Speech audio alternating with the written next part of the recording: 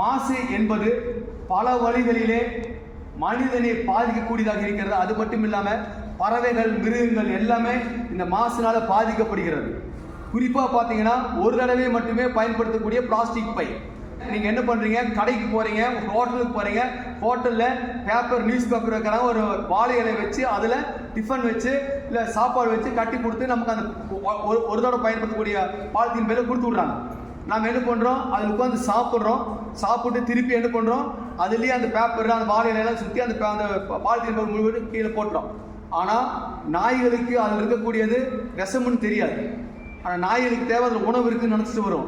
ஆடுகளுக்கு என்ன தேவை, ஆடுகளுக்கு வாழையில இருக்குது, வாழையில திங்கொண்டு வரும். மாடுகளுக்கு அப்படிதான். ஆனால் நாமளே என்ன பண்ணுறோம், அது தெரியாமல் அது எல்லாத்தையும் நம்ம குப்பையில் போட்டுறோம். அதெல்லாம் சாப்பிடும் பொழுது அந்த பிளாஸ்டிக் பேப்பரு அந்த மிருகங்களுக்கு உள்ளே போச்சுன்னா அதனால் உயிர் வாழ முடியாமல் இறக்கக்கூடிய சூழல் ஏற்படும்.